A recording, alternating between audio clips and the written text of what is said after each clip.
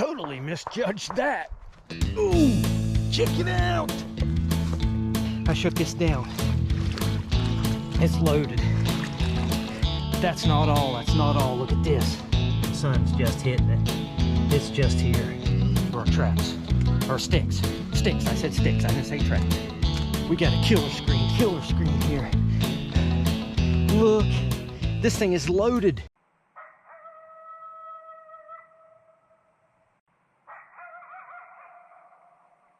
Welcome back to Clegg's Adventures. Today we're doing something a little different. I'm going to give you a secret that I swore I'd never give away. But hey, share the knowledge, share the love, right? I'm going to show you how to find multiple, not just one, multiple artifacts and arrowheads using a simple stick that we cut from the beach.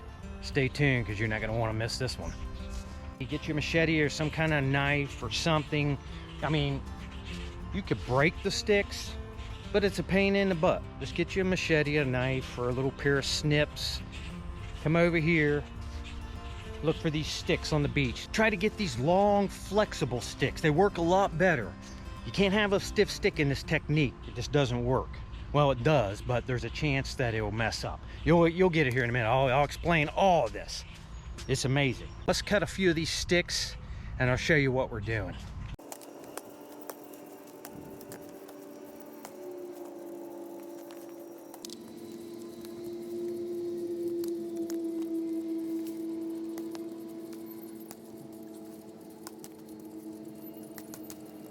Okay, we got our sticks cut. We got probably 7 or 8 of them.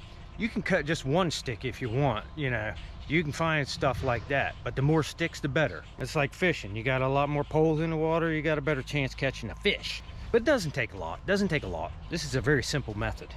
What you wanna do, you wanna take your stick, come down here to the water's edge. I like to put it right at the water's edge, just slightly in the water. It has to be in the water. Push it down in, about 4 or 5, 6 inches. That's it. There's our stick. Next, I'm gonna take the rest of our sticks. I'm gonna put them up the beach, same way we did that one. Stick them down in the ground, 5, 6, 7 inches, like that, not too much. Okay, we got all of our sticks in the water. Now it's a waiting game. I'll see you in maybe a couple of weeks. Let's do some time travel.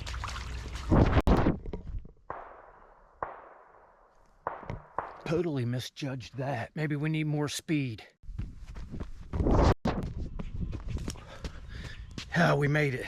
Man,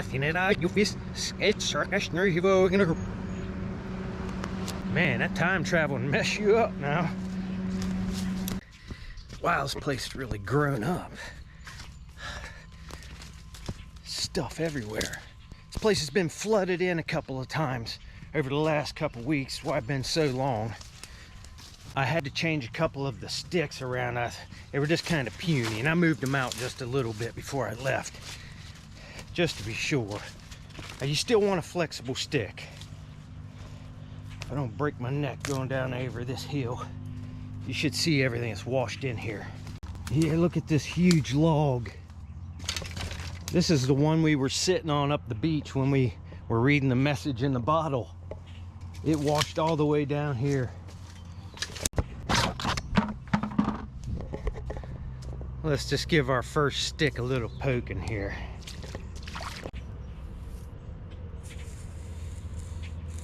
Oh yeah. Loaded, loaded. Packed in there. Now, I don't know exactly what's going on here. It's a scientific phenomenon. But I'm thinking it has something to do with the current going up and down, the waves, and the sandy soil and mud. I'm not sure. You could tell me if you could figure it out. Well, let's pull our stick up out of here and we'll get our shovel and dig this first one out. Now I'll further explain what's happening, what I think's happening. This might get really good. Where is my stuff? Oh, now we pulled our stick out and we shoveled all the gravel around it and we put it into our sifter. You don't have to have a sifter or some elaborate device to find this stuff. You can even dig down in there with your hands if you want and scoop it out. But what I used to do, and it works very well, it's just a little slower, not much. Just get you a 5-gallon bucket and a drill, and drill little 3/8 or 1/2 inch holes all over it like Swiss cheese. Pile your stuff in there, then you can just dunk it in the water a few times and dump it out on the beach and look through it with your hands. That works just as well. Well, let's sift this material down because it was a good bit of material, and then we'll see what we got.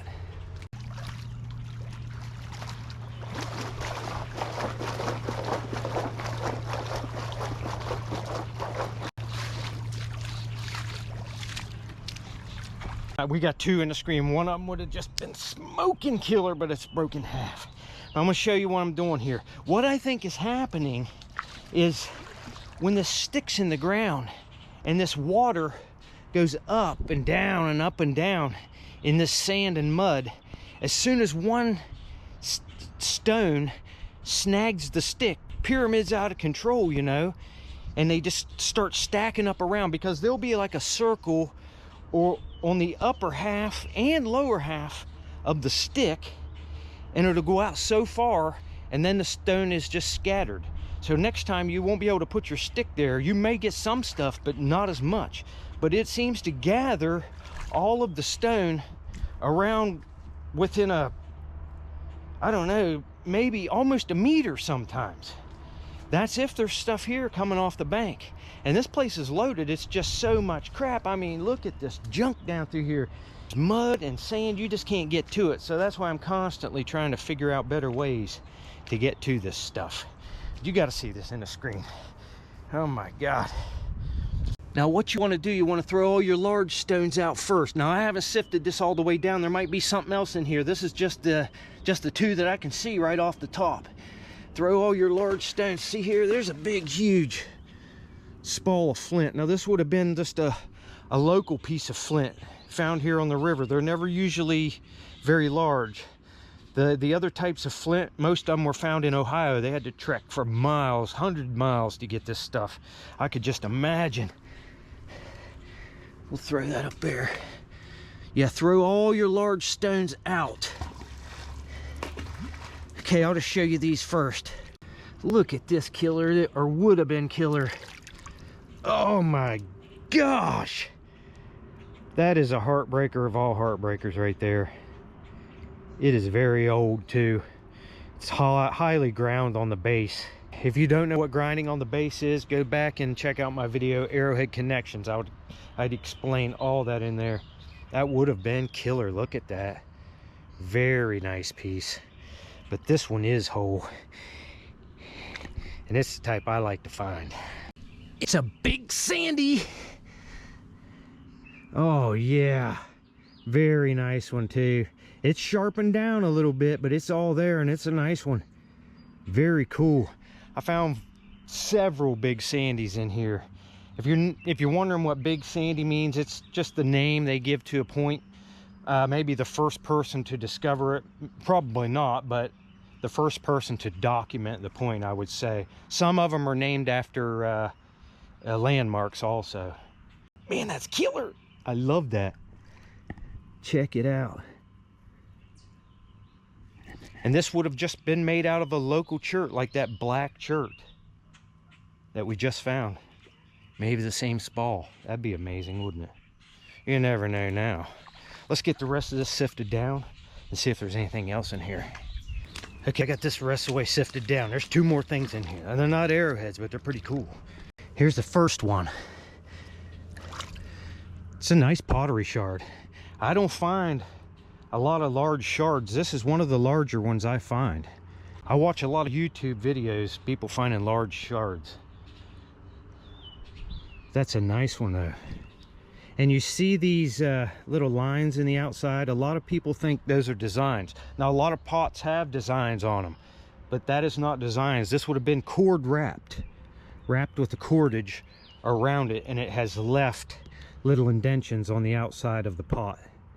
There's the inside. That's not a bad piece there. Definitely take that. Find a lot of flint in here. Here's the next one. It's a big honker preform. The flint is nice where it's flint, but this must have been on the outer part of the quarry or something, because there's a lot of cortex and other type of inclusions in there, rough type flint. This would have just been a preform where they would have worked it down further into a point, but they must not have liked what they were looking at, so they just canned it. So that wasn't a bad screen at all there. Put our stuff here on our bucket. Yeah, very nice. We got a preform pottery shard, a nice big sandy, and a would have been killer out of that one. That's one stick. We got a bunch more to go up the beach. Stay tuned. This might get real good. Oh, there was something I wanted to show you. This is cool. I found it a while back, but it's about 10 miles down the river. I think I know a shortcut right up here. Not everybody knows this shortcut. It's right here, it is, right here behind this bush. Yeah, right over here it is. If I don't fall and kill myself trying to get across this stuff. A lot of mud washed in here. Yeah, right over here it is. Oh, there's some more stones washed out too. Oh, oh, check it out. Score. I can't remember. It's got mud all through it, but Dr. Miles Restorative Nervine. Oh, cool. Anybody got a date on that one? Dr. Miles Restorative Nervine. Probably some kind of nerve medicine. You know, when your grandma's always saying, you're getting on my nerves, you're getting on my nerves. I never did understand that. I do now. Look at this, though. Set this down. Look up under here. If I can get this log out of here. Ugh, I can't pull it. But you see all these red fired stones? They're around a campfire. And look at this. Okay, I cleaned the leaves and sticks out of here so you can get a better view of what's going on. I have found a fire pit that's still in the hillside, and you can see exactly how large it was, and there's stones all around it. Now, I don't know if there's any artifacts in here, and I'm not going to dig into the side of the hill, but eventually some of them's going to wash out of here. Something's going to wash out. But check this out. You can see the layer of charcoal. It starts about right back there. The stone has popped out right here, and it runs over, looks like to here, and then it stops right there. So the natives were actually camped right here, and that was the lower part of the ground at one time. That's probably, I'm gonna say, 5.5 feet or so below the surface of the ground now. And you got to figure all this vegetation, how many generations of trees. Now, trees grow pretty fast here on the river, but how many generations of trees have grown, shed leaves over the years, and then died and piled on top of this? Plus, with the river flooding now and then. Yeah, check this out here. And there's still stones coming out. Right there's a stone, and they're all fired. You know, they're all fired in red, where they were in the fire or under the fire. But you can see that line of charcoal in that pit, and the stones just coming all around it.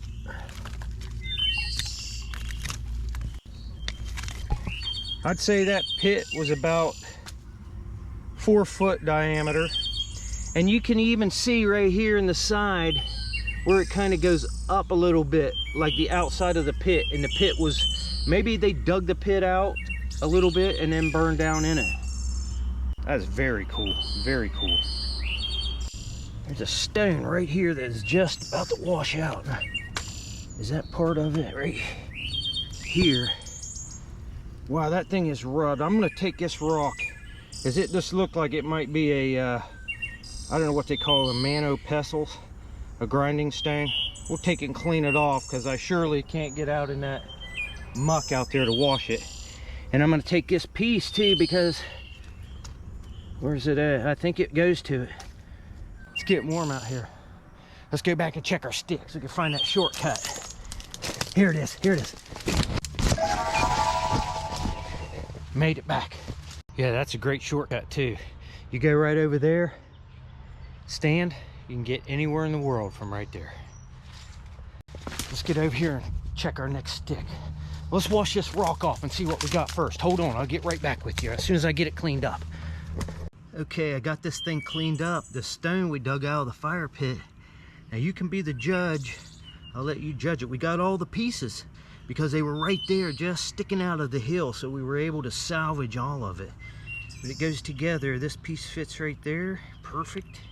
And then a little shard came off the side right here. Now you tell me, I don't know. This is an odd shaped stone and I can see a lot of abrasion marks on this. This is definitely a grinding stone. There's no doubt. I can see abrasion marks this way. Plus, I don't know if you can see those, but it's got abrasion marks going this way. On the back, I'd have to let it dry out more, but look at this. I don't know, there's a heck of a bit on that thing. Well, it's not an axe. I just think it's been rubbed so much that it's kind of worn it down to a slight bit there. Very cool piece. We'll definitely be going back there and checking that out every time the water comes up. Let's get back to our sticks. What are we waiting on?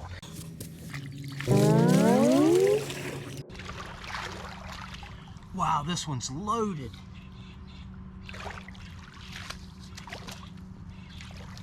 I think that's it.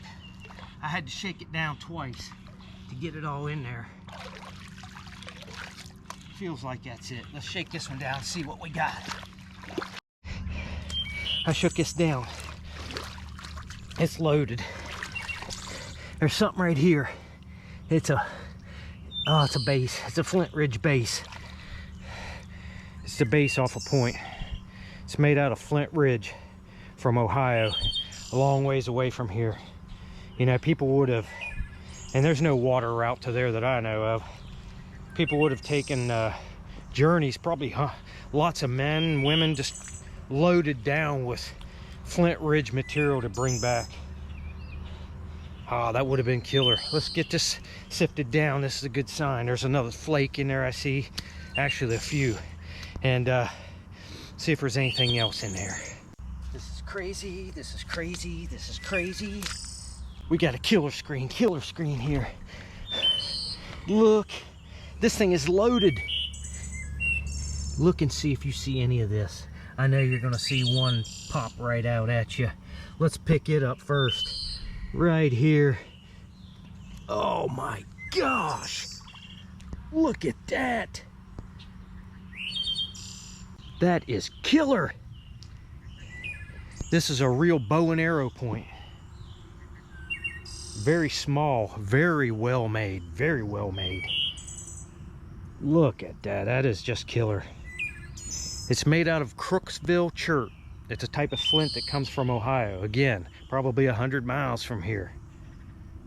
Oh, that is just killer. But that's not all, that's not all. Look at this, right here. I picked this up already. I put it back down, I got excited. Look at this blade. This screen is loaded.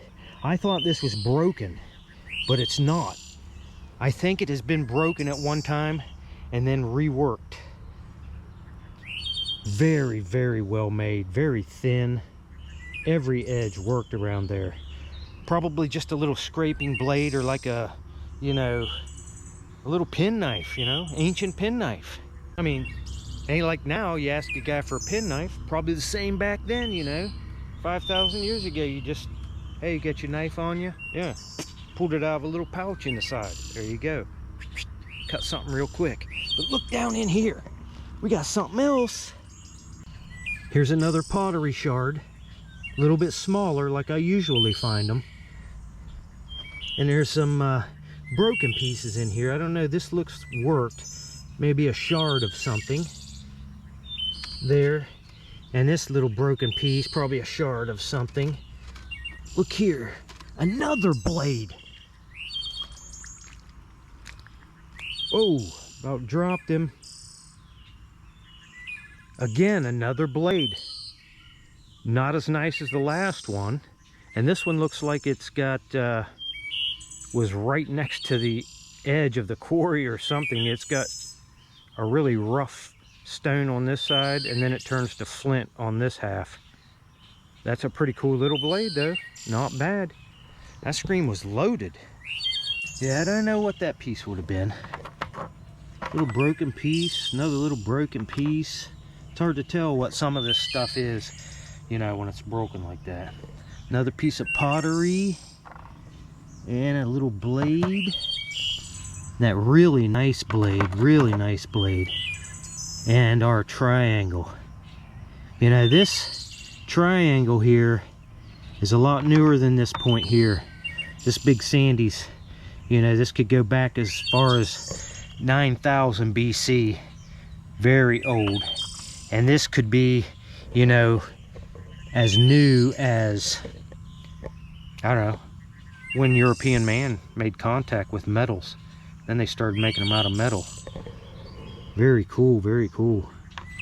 The technology advanced so far over the years. I mean, I guess it took a long time to get that far, but they went from these really old points back in the early archaic period of, you know, 8,000 BC, from just trying to make a point by using a stone, a hard stone, and hitting and knocking the flakes off to work a point like that. And it took a lot of skill to sit there and to be able to strike that in a very, very small area. Some guys were very good at it, but that's why you find a lot of old points that are very crude.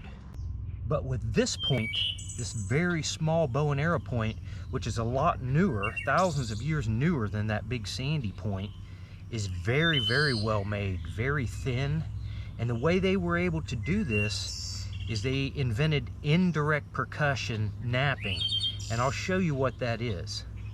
Now with indirect percussion, they would have taken a stick, probably something like this, about this size, drilled a little hole into it, and inserted a piece of antler, something hard sticking out.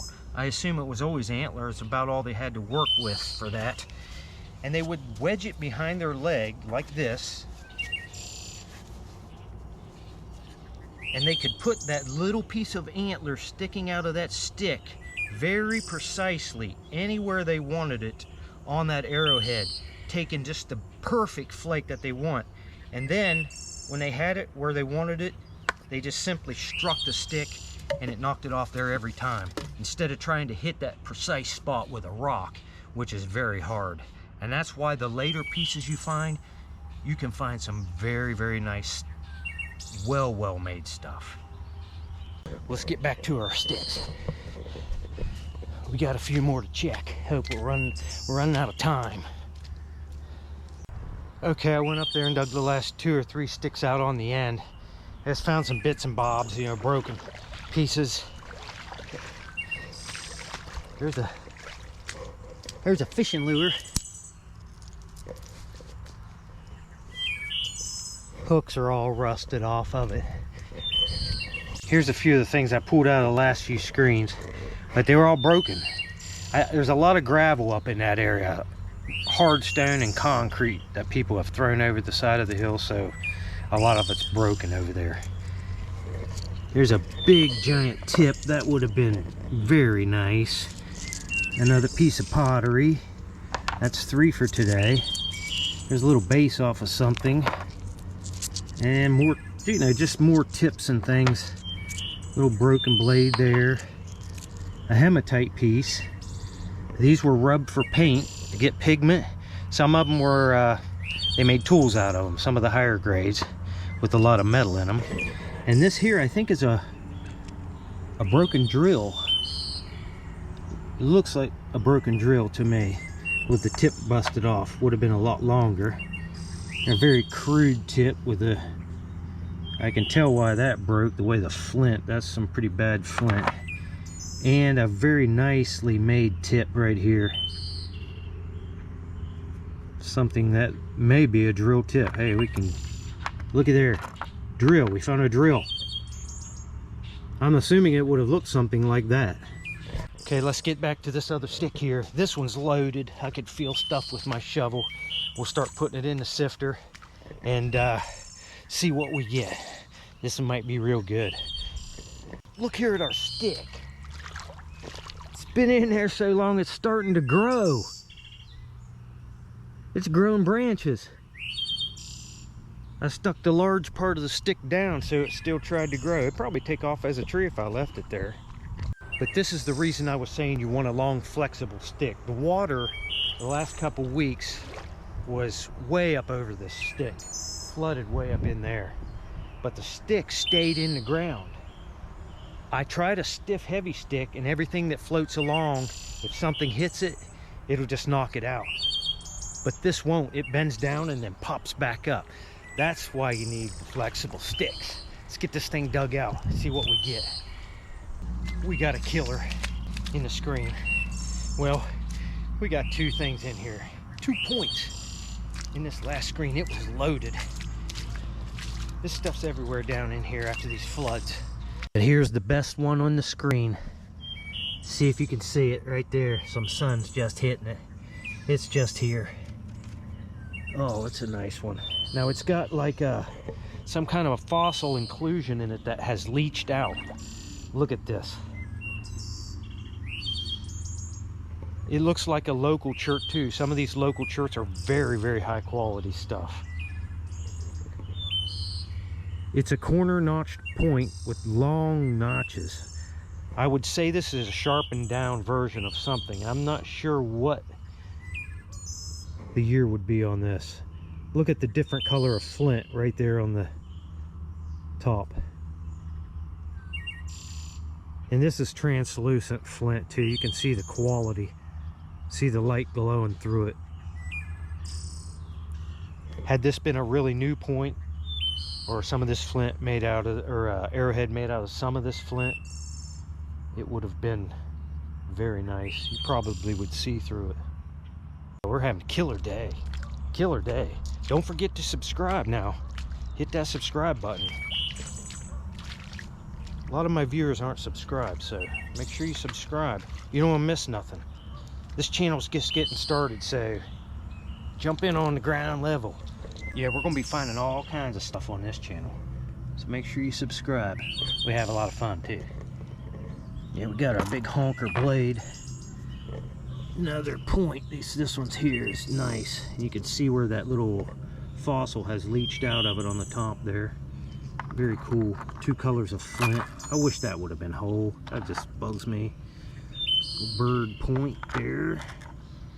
And our broken table rock. Very nice. That's gonna do it for today. I'm getting tired. I'm gonna get out of here. I got a couple more sticks down the beach to dig, but we'll have to get to them some other time. I'm sure they're loaded. We'll just leave them load up more. We'll catch you on the next one.